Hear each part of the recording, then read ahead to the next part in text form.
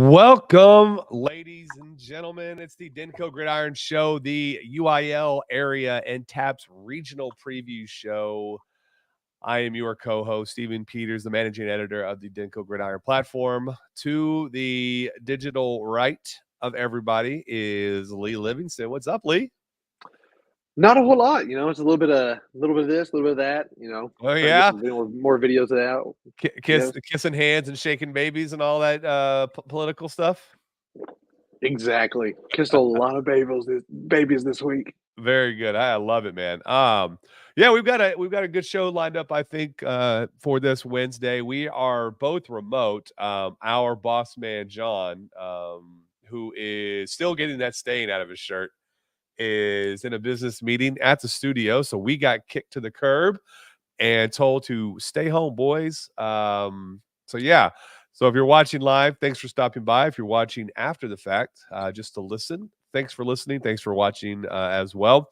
As Lee put up, we are on DenkoGridiron.com, at Gridiron on all the platforms, X, Facebook, YouTube, Instagram, Threads, all of them, you name it. We're more active on Facebook and X, a little bit of Instagram, more of the video that Lee puts out.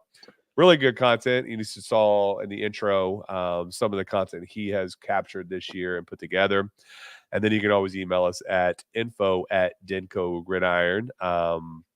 Individually, you can email me or tweet at me at I am Speeders. And then Lee Livingston at Lee Livingston 13. Oh, we've got overclicking on both of us. Okay. Let's do that again. There we go.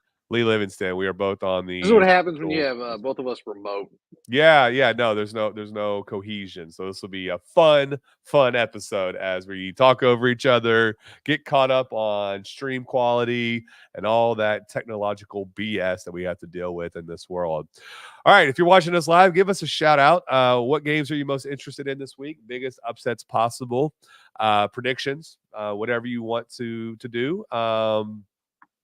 And then we're just to kind of give a preview to this preview show, kind of back to our normal routine. We're going to talk some news, do a small breakdown, 3 games from each of us, and then talk about our game of the week. So with that being said, let's get into some news and notes.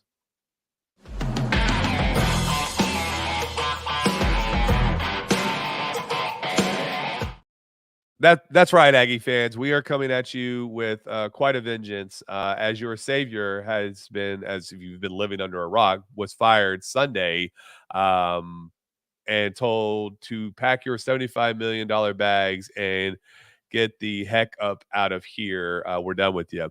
I find it ironic and hilarious, and I love taking shots at Aggie fans and Aggie land just because, to me, it's always the little stepbrother syndrome that they operate under. They did it when they left the Big 12. They're still the little stepbrother of the SEC, and they will be even further of the stepbrother when Texas and Oklahoma join next year. So I find it great. I love that trophy exists. I hope they put it in their national championship case that they love to talk about, because they're national champions of something every year, but not the ones that anybody cares about. God, I think that would be hilarious just to walk by. What's that one? That's the national championship that Jimbo was going to win. That's our one we're gonna win someday. Yeah.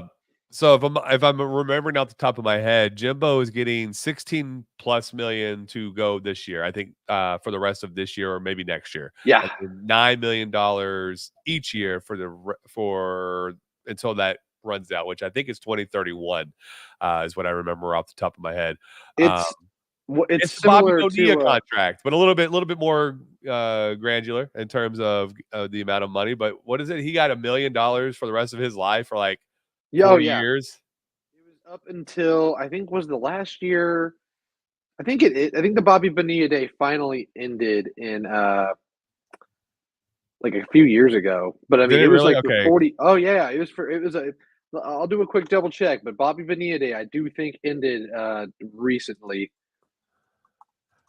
So I'm reading So, $1.2 million as of July 1st. It goes until 2035. and that's for Jimbo. So $1 million in annuities basically that just pop into his account and for another 12 years, man. That's awesome. That's That's how I insane. want to live. I want to Oh be wait, so that's Bobby passionate. Bonilla. Okay, I thought you were talking about Jimbo. Yeah, no, that's. Oh, no, no, no. Bobby Bonilla. Yes, yes, I yes, thought yes. I thought it was running out in the 2020s. No, oh my god! And this man, Yeah. That's what I that is either want to be so insane. great. I want to be so average as in my job that I get a lifetime contract for however much money every year.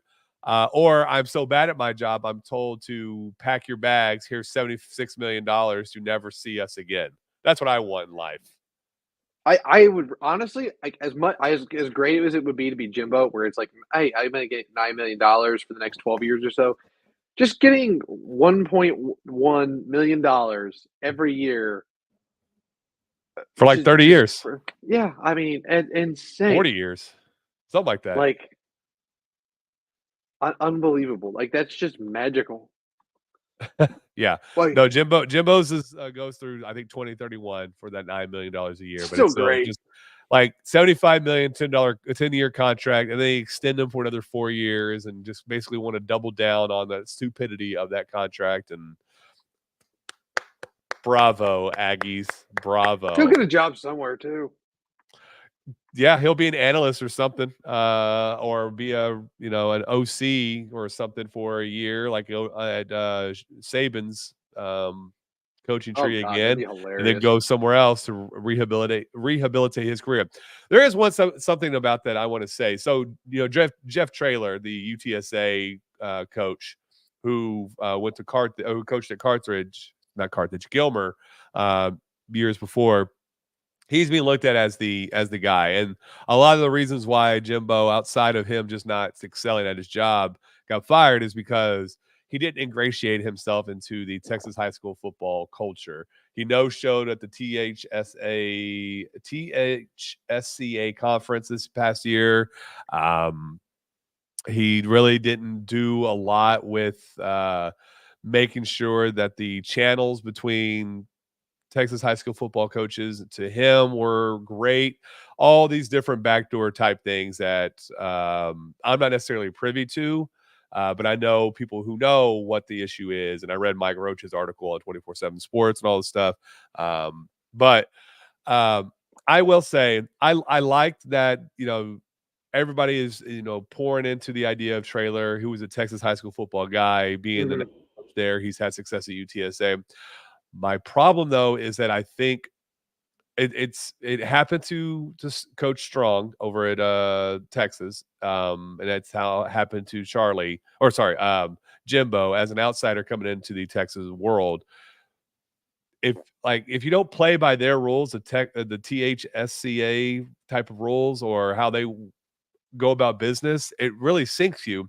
And I think we get into this, or they will get into a very incestuous approach in terms of who the next hire is going to be. It needs to come from this crop of guys. After Strong was let go, it was Herman, who was all about Texas high school football recruiting and everything like that in his days at Houston. So, not a fan of that approach that like you have to be one of us to succeed here. Otherwise, we're not going to come to you with wide open doors. It's a double-edged sword or a catch-22 that I think doesn't bode well for No, sustainability of the program, in my opinion. That's just how I view things. yeah, I think you're putting yourself in a real bind there with that kind of approach. And I think the other part of this is it's nothing against, like you said, it's Coach UT. Oh, what's the UTSK coach's name again? Coach Trailer, Jeff It's Coach Trailer. Trailer. Uh, that's a very different atmosphere to go from UTSA to A&M. If Yeah. that was the hire, uh, the coaches, Texas high school football coaches may be very appreciative and open arms for him. The Aggie atmosphere and such. If he's not winning, Oh yeah, they'll turn on him. It's not going to be pretty. And as Yeah, much as the Texas High School Football Coaches Association will have his back, they will turn on him like I just don't think everyone's always they're not it's not they're not kind of it's like I don't know how much you're prepped for that because yeah, it's a very different world.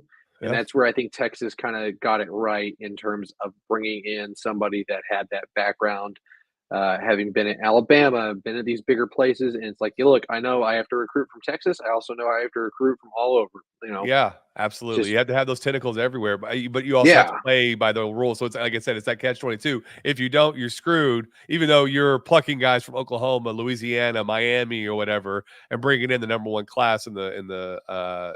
Again, you have to do something with it, but still, like you can't just be solely focused on your Texas high school football people or that association. yeah, Like it's great that you show up to these things and glad hand all you want, but at the same time, it's like mhm. it's you're kind of damned if you do, damned if you don't.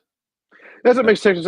That's what makes college football so interesting, but yeah, also uh, I don't know. It's just like this whole like atmosphere around college football is just one of the weirder things in the world, yeah, and it's so entertaining because of it. yeah. I agree. So, shout out to Jimbo for getting your bag finally and having a nice few months off until your next inevitable failure. All right, so let's get into our weekly award winners. Lee, lead us off, man. All right, so the first guy is going to be Tom Von Groat, quarterback over at Byron Nelson. Another monster week. I think this is we've had him on this list quite a few times. Braden Mussett from Denton Ryan. Not what you would think he'd be on this list for. It's mainly his legs that got him Yep, here this week. Just a monster week running the football for Denton Ryan from Mussett over to the running backs. But Mussett led the way, opened the 2 weeks in a game row. up He's had a with pretty a good showing too. Sorry, I didn't mean to cut you yeah. off. Oh no, no, you're good. I mean, he opened the game up with I think it was a 50-yard touchdown run. It was Yeah, close to it.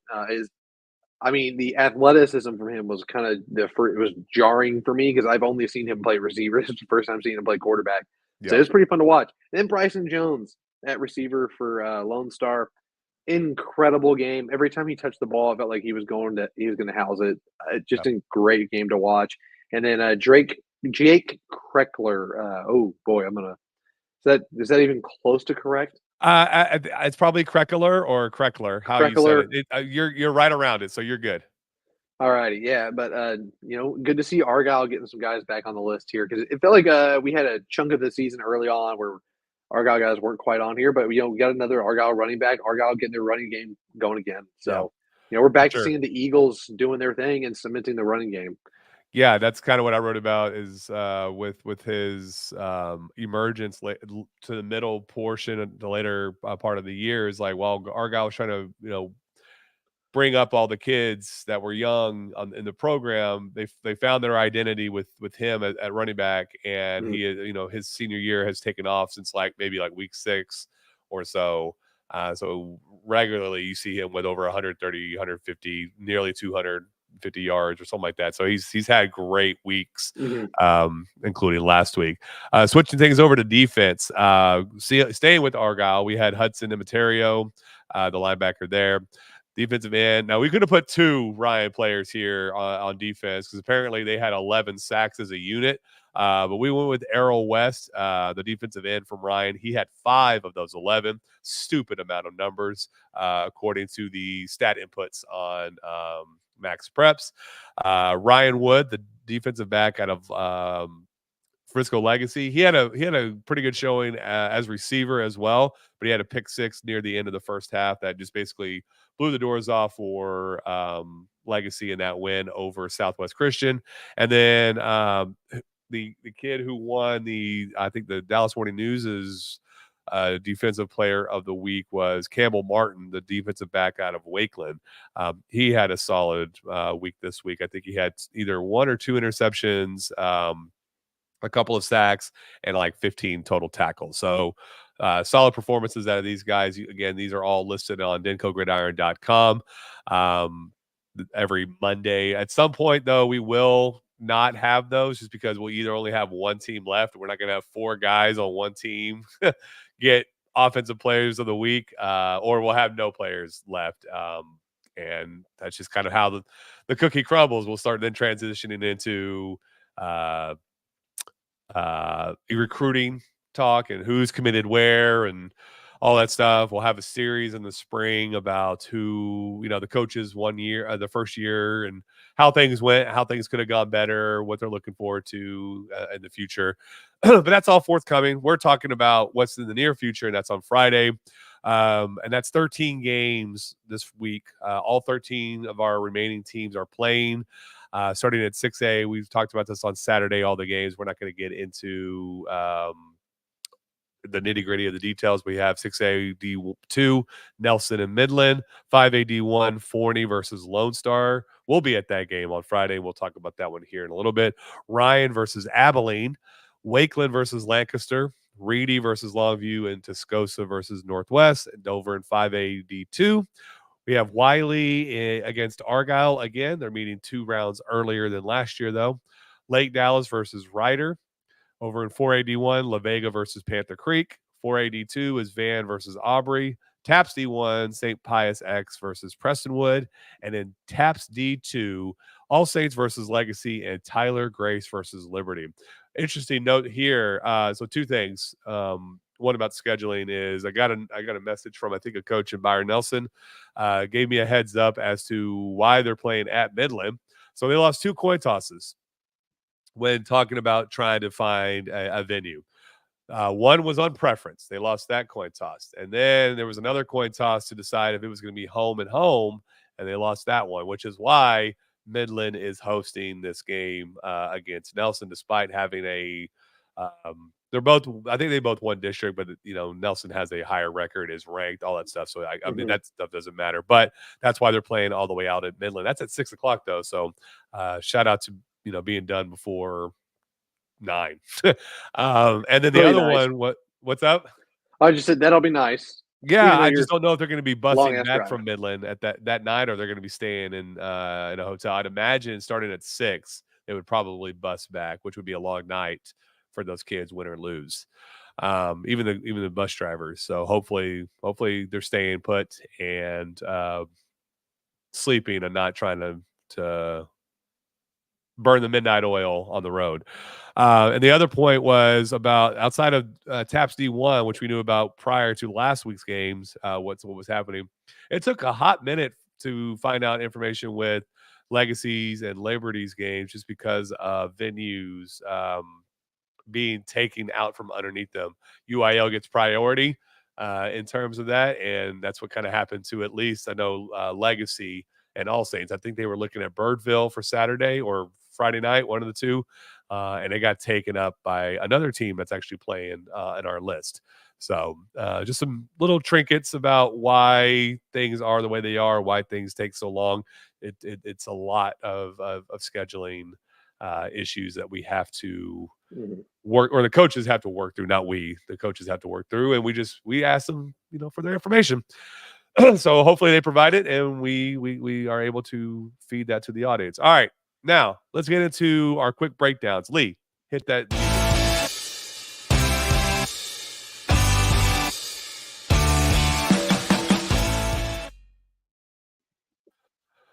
All right, Lee, we'll let you roll with your first 3 games that we are interested in this week. Our quick breakdowns brought to you by us.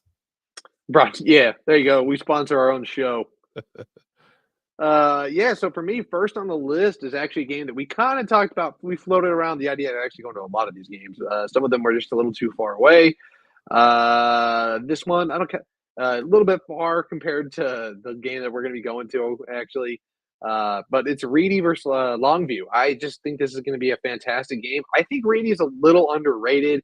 I'm surprised they haven't shown up in any really of the rankings on like Dave Campbell's. I think if there was more than 10 teams in the rankings for 5AD1, they would probably be in there for sure.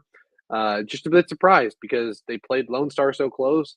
And then they've just blown everybody out kind of since that game. The Wakeland game was the last close game they had, and that was all the way back on September 14th. since that game against Wakeland, they have only allowed 14 points once. The next most points they allowed was 10. All right, and those 14 points came against Newman Smith last week. They have been outstanding. They're averaging 43 points a game. So this is a fantastic team. The Lions are firing on all cylinders in every way, shape, and form. They're getting, the running game, fantastic. Quarterback play, been great. I mean, there's just not really a hole to poke to me in that Reedy team at the moment. And obviously, Longview, no slouch. I mean, they played I think they lost by 2 to McKinney to start the season. That's a whole classification above them, right? And their only other, I think they had one other loss, they beat Forney earlier in the year. I just think that this is a fantastic matchup, and I do think Reedy has a realistic chance to go out here and get a win. Any your thoughts for you on that Reedy Longview game? Yeah, I mean, they are considerable underdogs if we look at our Massey rating friends, down a 21.5 point spread. Um, I think that's a bit of far. I think Reedy is playing I one think of that's the way too best. far. Yeah, I do too. I think Reedy is playing one of the better football out there from our area teams since that Wakeland game. I mean, you just mentioned it, 24 points total or 28 points total, something stupid, or Yeah, 34 it's points. insane. I went and double checked it. I had to kind of readjust. I was like, okay, this is because 30, some of yeah, the teams. it's been 34 since 9/14/23, that game against Wakeland. That's how many 34 total points they've given up in that stretch, which is 1, 2, 3, 4, 5, 6, 7 games, less than 5 points a game. So yeah, that defense has been playing amazing.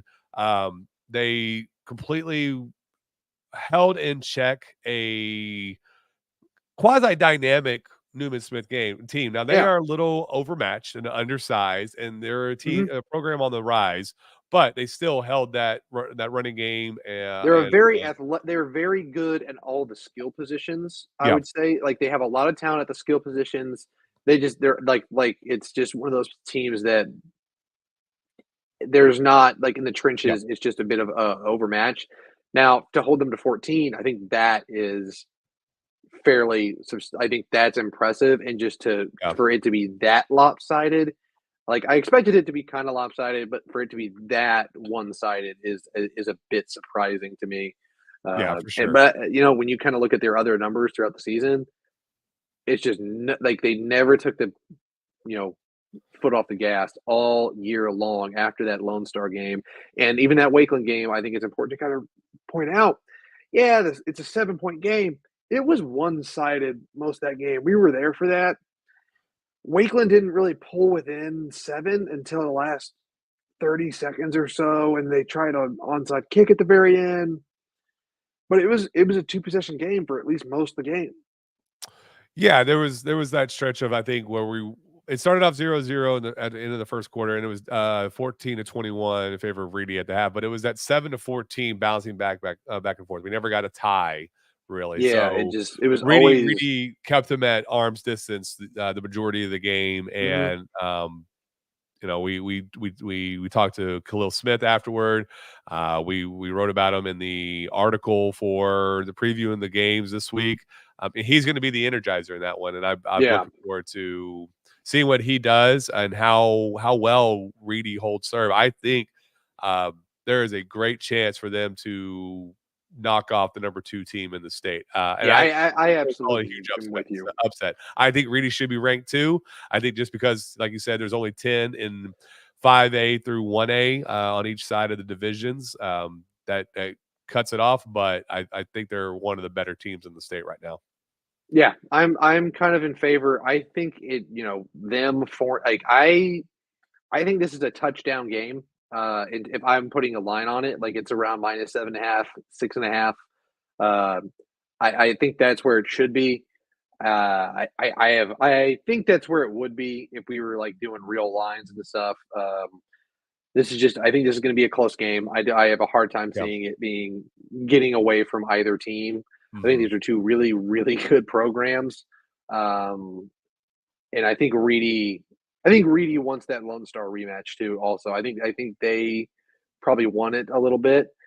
We were there for that one also, and I was kind of just looking back at it, and I mean, Lone Star's been playing fantastic as well, and it's we were at that game. Reedy could, I mean, Reedy.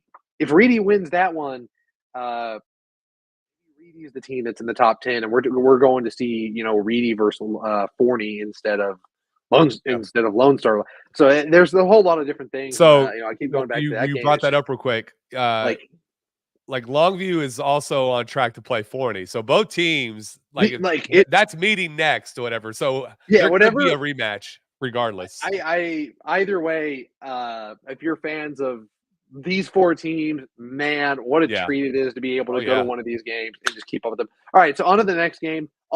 Quick and simple for me. It's Ryan and Abilene, and it's just one question I want to know: are we going to get more of the same from Ryan? Because if we do, oh my goodness, that Alito game is going to be Yep. fantastic, and we might be seeing a real long run from Ryan because Yeah. that was old school Ryan It absolutely last week, was. and I mean, you heard the I just want players to know, chirping after the game talking about, we won Alito. We're better than Alito. We could beat Alito. I'm like, like I know, and all right, do you I'm really want that so smoke in the playoffs? Come on now. But they're think playing they feel great. it. I think they're feeling great. They feel back to like they're feeling it, and I just want to see what they can do against a 9-2 Abilene team because they put it on them like they did Lake Belton. Yeah. Oh boy, Yeah, we're they're gonna need to though, because Abilene put up Abilene's a 84 good last team. week. Abilene's a solid team, but they also, Ryan looked great last week. They shut down Micah Hudson, held him to 120 total yards, which is fantastic. All right, and then my last game, it's like Dallas versus Wichita Falls Rider. There's obviously, I think there's a couple other games I would have loved to put on this list. I think all of our games are fantastic in some way, shape, or form. So that's the part of the playoffs that makes it hard is picking what games you're interested in. This Right. is a very narrative based one for me. It's Riders last season. Lake Dallas, they're about to get bumped down to 4A D1. It seems like, uh, and this is just two teams really trying to prove themselves, trying to have like a storied season in some way, shape, or form for themselves. Like Ryder, obviously, like it's the last season for Wichita Falls Ryder before it's a middle school, and they're one of the more storied programs in Texas high school football, Texas high school sports in general. 28 playoff appearances, one of the more storied, longest running great rivalries came to a close earlier this year against Old High of Wichita Falls. And then Lake Dallas, they're kind of trying to become that Rider type of program where they're consistently in the playoffs, making some kind of a push, making a little noise in the playoffs. And I think that's where this game is kind of interesting to me personally.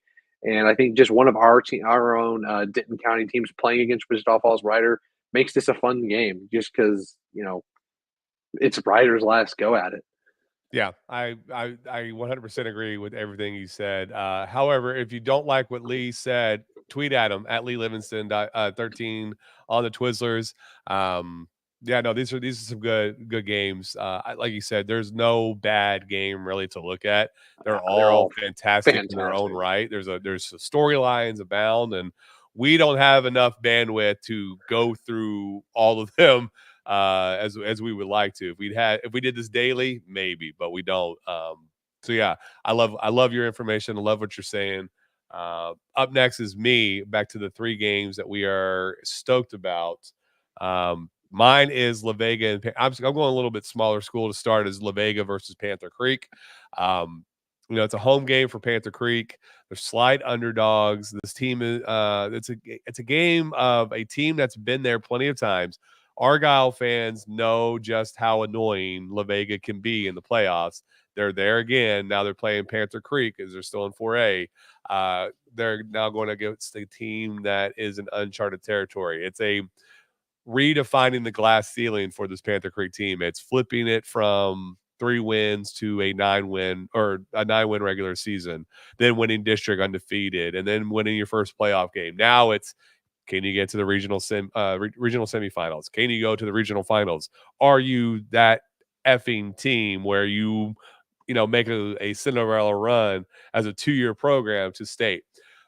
More than likely not, but still the opportunity exists. So there's a lot there that is a potential. And then the winner of this one goes to play against Anna versus China Spring. China Spring had a pretty easy go of it last week. Anna did not. They played Wilmer Hutchins and only won by 17. I think it was 0-0 after one, 10-0 after the half. So it was they were cutting it pretty close. I think I'm excited to see Wilmer Hutchins in the future because that's a young, Yeah. they're kind of reestablishing themselves a little bit as a young program. Yeah, for sure. That's a side note, but just wanted to point that Yeah. out. So this one intrigues me. I think we're looking at a grinded out team in La Vega, who's really ground dominated on the offensive side of the ball, versus a Panther Creek team which likes to just go, just give me the ball. We want to score in 1 or 2 plays, and we want to get the ball back again as quick as possible.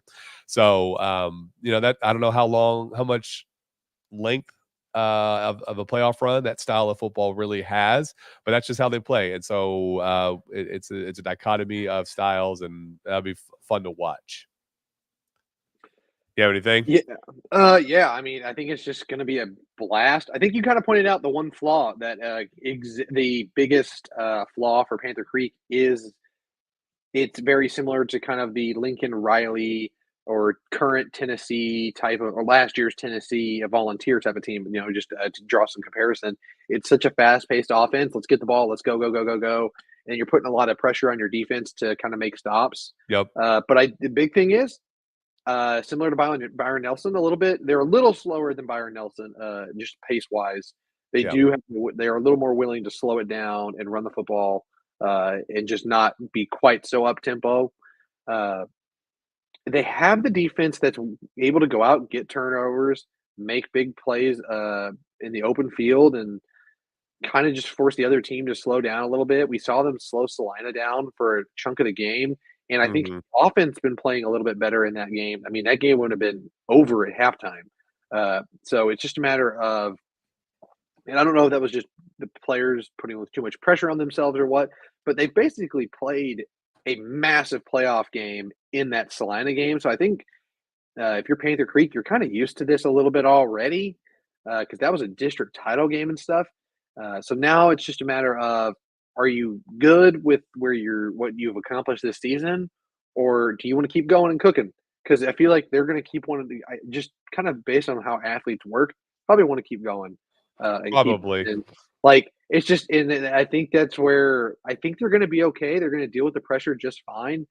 And I think they can deal with the run game. I mean, they dealt with it fine with Salina. The bigger issue is that offense can't have lapses, right? It's when you get the chance to score in the red zone, you got to score, get that early lead, put the game away early.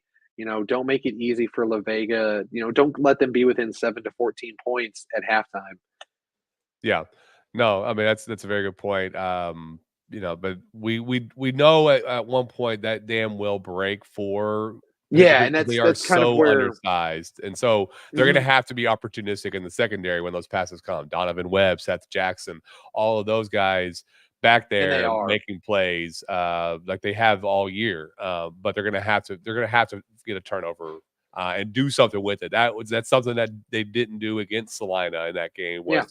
Got a turnover, immediately punted it back, and then Salina scored, I think, on the next 2 possessions. So and I think maybe I worded this poorly because this is what I wanted to point out. Is the bigger issue for me, it was your defense held up, but that because you said it well, like the dam's going to break at some point. You're forcing that dam to hold up way too long by not getting those by not scoring after the turnover, by not scoring in these red zone possessions and settling for field goals. Can't do that, especially in the playoffs. It's amplified week in, week out. You did it one time against Salina. I don't think it's going to work against La Vega. I don't think it's going to work the next round. It's just you can't do it anymore. Right. Yeah. No, that forces, when you don't capitalize on the turnovers you get, that forces the defense to have to play perfect all the time. And that's just, 11 guys on the field at once. It was somebody's going to have a lapse, and it happens. And the more opportunities you afford yourself on offense, the more realistic the outcome could be for you to win. All right. Second game on my list is Van versus Aubrey, staying in the 4A realm. Aubrey we talked to Coach Hennigan after the Ryan game. Mhm. Players will try to attest to this. All coaches will try to attest to this after you get toward the end of the season and in the playoffs. You want to be playing your best football. I think Aubrey is doing that. They are underdogs in this one, probably just because of the regular season record being a little bit less than Van, but they're on a 7-game win streak. Van scored 63 last week, but they were just coming off 2 straight losses, one against Carthage, understandable. But Aubrey held forward to 2 points, and that's it was a safety, and then basically the offense scored for them. Um, I think Aubrey has found their rhythm, their cadence in terms of an offense. The defense is flying around as usual. Um, I I'm looking forward to this just being a bloodbath of East Texas versus North DFW Texas going at it with big bodies and blow after blow after blow in terms of heavy hits and stuff. So that one looks highly intriguing to me. Yeah, I mean, I'm kinda with you, in terms of, Aubrey kinda finding their rhythm. I mean, you got a quarterback that's kinda found it a little bit here, like, he knows what he's Brock Yeah, Temple, he's playing well, like, and I think that's the biggest thing for Aubrey is they can throw the ball when they need to now. They're not, locked into, "All right, triple option like, left, we triple just option left, right, gotta gut. gotta gotta run the ball every play." Yeah, Like, if things, don't start off the way they want them to, they're not dead in the water like they were, to against start the Panther. year. Yep. Yeah, it's like, okay, it's all right. Like we can throw the football a little bit, you know. So I Yeah. think that's where I feel good about them. And then they can also just gives them a chance to mix up their playbook a little bit, to throw the football a little bit here and there and make the offense or make the defense, excuse me, respect their running game and Mhm. passing game a little bit more.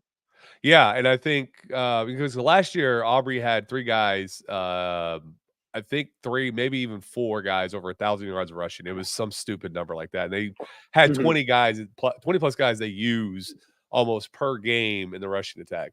I think with the opening, it struggled early this year, and it's taken some time for that running game to find its legs, which again, it's Yeah. playing better now than it has. I think because it's benefiting from the passing game having some sort of life. So shout out to the coaches for getting that figured out or finding a guy who can figure it out and put some passes where it needs to be. That way you're able to open it up because with Brock Temple being able to pass, Emerson Cagle has come along and he might have been injured early on this year and was slow and he's finally cracked 1,000 yards after last week. So we're seeing the growth and the consistent improvement on the Aubrey offense, which is going to be beneficial if they want to continue playing in the playoffs. And then the third game we are interested in, or I am interested in my list that Lee has to listen to me talk about, is Wakeland versus Lancaster. And the reason I love this one is because it is a very, in my eyes, very evenly matched game. We have both teams that are very similar in style. Lots of fast skill position players, smaller up front. So I think the potential for a shootout is super duper high. Now, I give the edge to Wakeland just because I think they had to cut their teeth in a much better district than Lancaster. And I also just don't trust Lancaster in the playoffs. They are a very showy team in the regular season, but once the playoffs get here, it's a first or second round bounce, and it's as cyclical as the sun coming up and going down. Without fail, like they're great in terms of like just a lot of empty yards and stats, but come nut cutting time that it's not great. So I give Wakeland the edge here, but I'm looking forward to seeing how this one plays out, whether it is that um, potential for a shootout or if both teams just go inept and can't do anything. I don't see that happening. I think Wakeland is lean all the way into passing game with Brendan Meyer. I think he's at what the 38 touchdowns this year and 4 interceptions. So it's a stupid number, like 9.5 touchdowns to 1 ratio. Um, they're cooking and rolling on offense, and I see this one easily getting to like the 30s and 40s in terms of points scored for each team. Yeah, I think that's 100% correct. I think this game is going to be just a fast-paced game, going, going, going, and neither team is super big up front, and like you kind of noted, it's a lot of fast players and skill talent on the skill in the skill positions. I mean, I don't think there's a whole lot of other ways to describe the perfect recipe for a shootout. Yeah, I mean, we're looking at a 7-on-7 game with 11 players on each side of the ball, basically, is what I see, and I think it'll be fun. I think it's gonna be a So blast.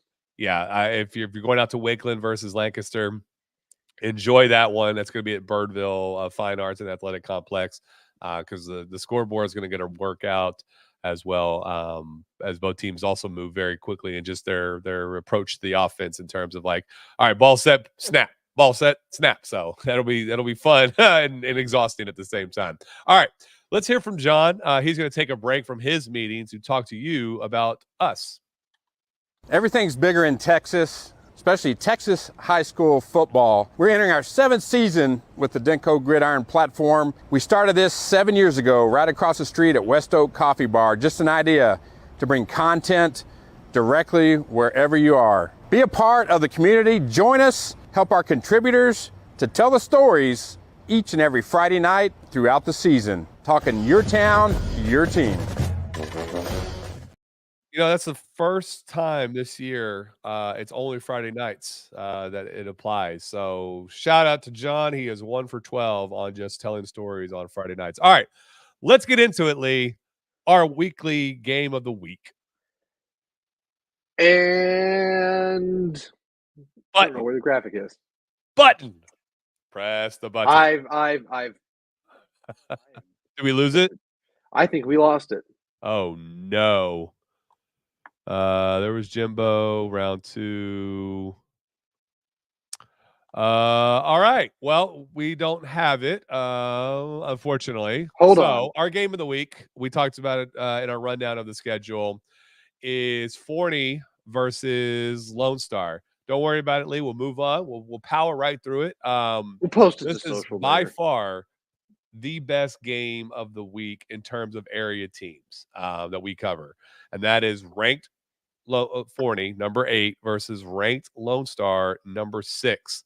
Both 10-1 on the season, and boy, this is going to be fun.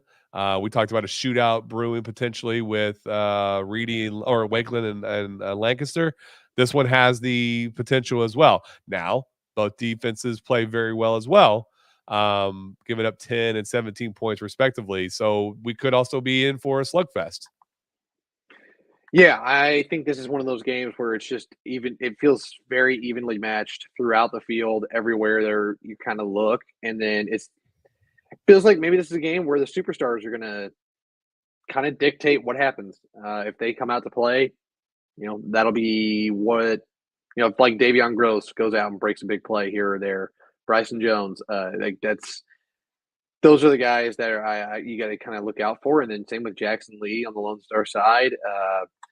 If those guys go out and have the games that they are capable of, I think Lone Star is going to be just fine, and it's kind of the same for Forney because they also have a couple of guys that are standout players who are Power Five guys. I had their roster pulled up just a second ago, but I'll have to pull that back up. Yeah, But you talking about like Javian there Osborne, we go. the running back over there, or Kyle Crawford. I mean, these guys have put up some pretty prodigious numbers this year. Yeah, no, you're gonna for Lone Star. I mean, this is going to be a battle for sure, and you're Yeah, going to have all your guys playing at top form as much as possible. I especially, and I hate to kind of throw this onto the shoulders of the quarterback, but Colin Blackstock has got to avoid the turnover bug in this one. He yeah, we threw saw it early last week, and a it's very like, bad ooh, interception against White. Now, luckily, White is not good, and they could not do anything with it. It was a quick 3 and out, and then Lone Star proceeded to score, I think, 6 straight times, maybe 7 straight times. But he cannot throw that type of interception, especially, I think, either near or into the red zone. And hope to have Lone Star advance. I mean, he's thrown 31 touchdowns this year. Great. 13 interceptions, not great. So he's got to protect the ball.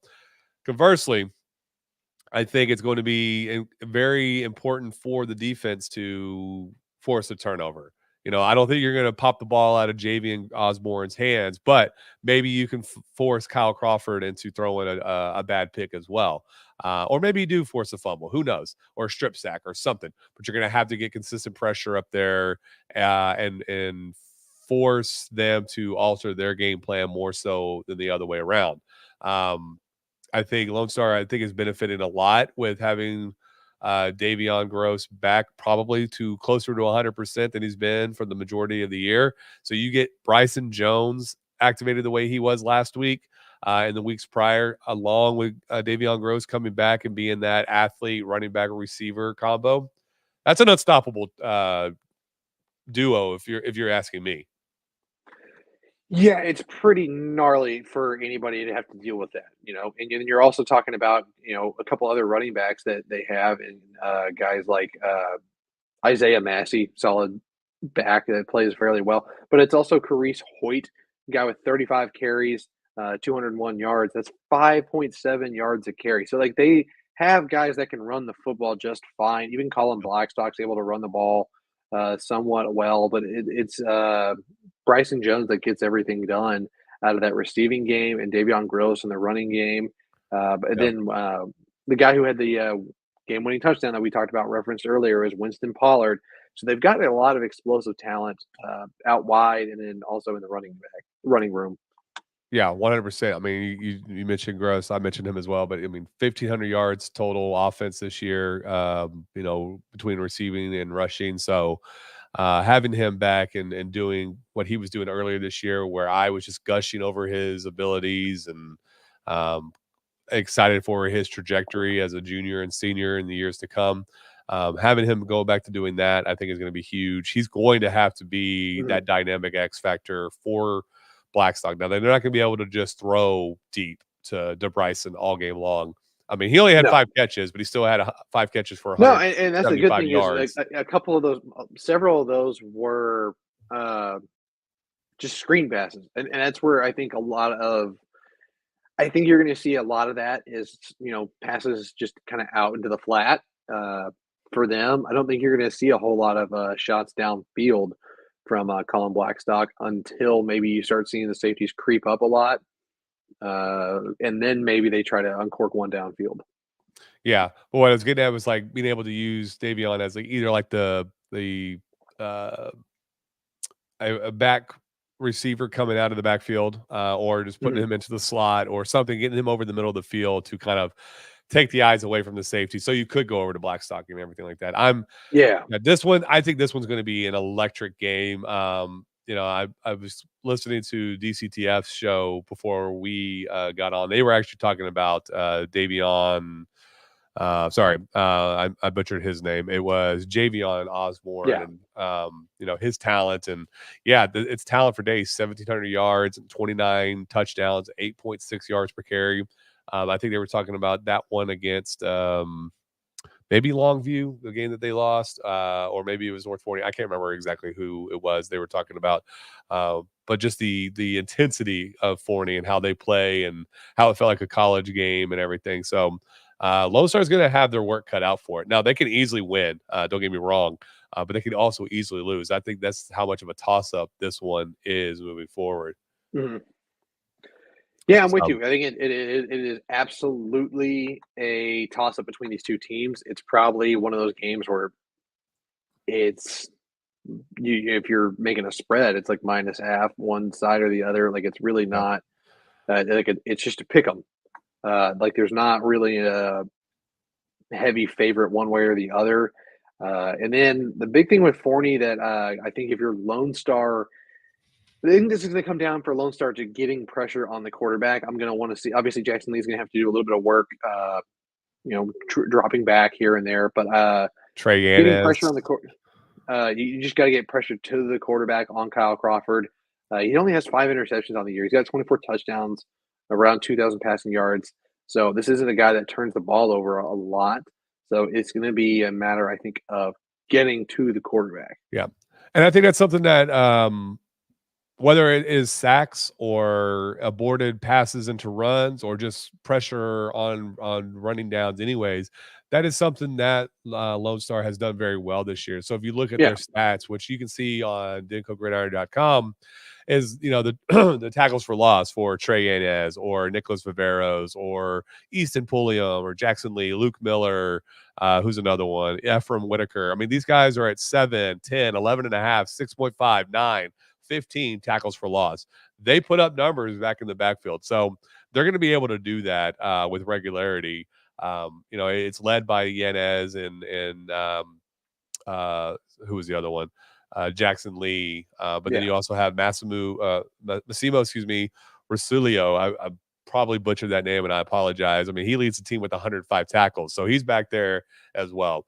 They've got talent up and down that defensive side of the ball. So excuse me, goodness. So yeah, it's gonna be fun. Yeah, I mean, it's going to be an absolute blast. So this is what I just wanted to point out that defensive side of things, because you don't only have 5 interceptions, and this is the other part of this is Kyle Crawford played against Longview. He's played against some good teams in that district that they're coming out of. So it's a situation where this guy, Kyle Crawford's probably used to having a little bit of pressure on him. Yeah. I'm just gonna be curious to see kind of how Lone Star dials it up. Are they gonna mix in some blitzes here and there? What is their strategy in terms of everything? Yeah, I mean, yeah, and it's obviously you're gonna be kind of doing that. It's just early on, what's the approach for the offense and such? Are you bringing things up, bringing everyone up, and then is the offense going to kind of try to take some shots downfield early or late? Just kind of what is it those first 5 minutes of the game? Yeah, for sure. But I think the underlying theme that we're talking about is force their hand. You apply the pressure both offensively and defensively to where you force their hand and not have it the other way around. So yes, that first drive of the game is going to be critical for establishing that theme of the night, whether you're on defense or you're on offense. And then vice versa, you go to the other side of the ball, which, you still want to impart that type of mentality. All right, Lee. So we're wrapping up our preview show. We've talked the Denko Gridiron game of the week with Forney and Lone Star, where we will be at on Friday night, 7 o'clock at Eagle Stadium in Allen. Predictions for the week or the game. Just hit me with it. Lone Star, let's go. So that's your only prediction, is just Lone Star is going to win? Lone Star by 3. What's up? Did you want more predictions than that? I just said Lone Star by 3. This is your forum, sir. I'm giving. I said Lone Star by 3. Let's throw another one. I'm trying to think of another one off the top of the head now.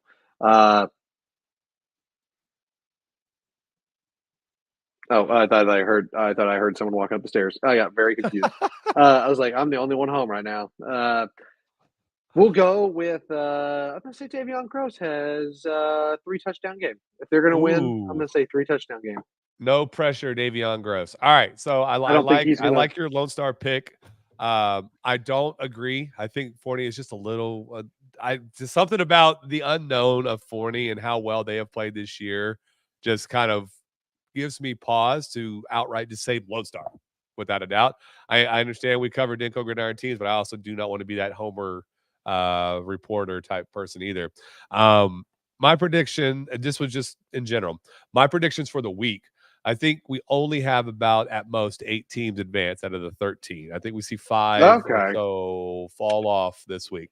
I don't know who. Aubrey is primed for it. Panther Creek is primed for it. Lake Dallas is primed for it. Lone Star is another one. Ryan, if they're too full of themselves and don't watch themselves against Abilene, they're primed for it as well. So there's potential. I could be way off, and we can only have one team fall off, or we have no teams fall off. I think my better prediction is I think Reedy's going to pull off the upset. Ooh, I'm much more confident. I'm more confident in Reedy winning than I am in Lone Star. Okay, wow. I feel better about that, and that's just you heard it here. How Reedy. There's his handle. There's his handle right there. Lee Livingston. It has nothing to do with Lone Star or anything. It just Your confidence in Reedy is pretty high. I just feel great about them right now, man. I feel great about them, and I think they're going to go out, and I think they have a juice that's going to take them over the top to help them pull off that big win. I like it. I can't wait to discuss these things on Saturday to see what we saw. Obviously just box score reading and perusing through Twitter to see what people are saying about the games that they're at. Obviously, like I said, we're going to be in Allen for the Lone Star game. So yeah, I can't wait to talk area round regional recap on Saturday morning before heading back over to Allen that afternoon. All right, Lee, parting shots before we say goodbye. Go out and watch a playoff game. All right. You heard it from him first. Go out and watch a playoff game. Like I said, we'll see you back on Saturday morning with the recap show at 11 o'clock. Until then, bye, everybody. Bye.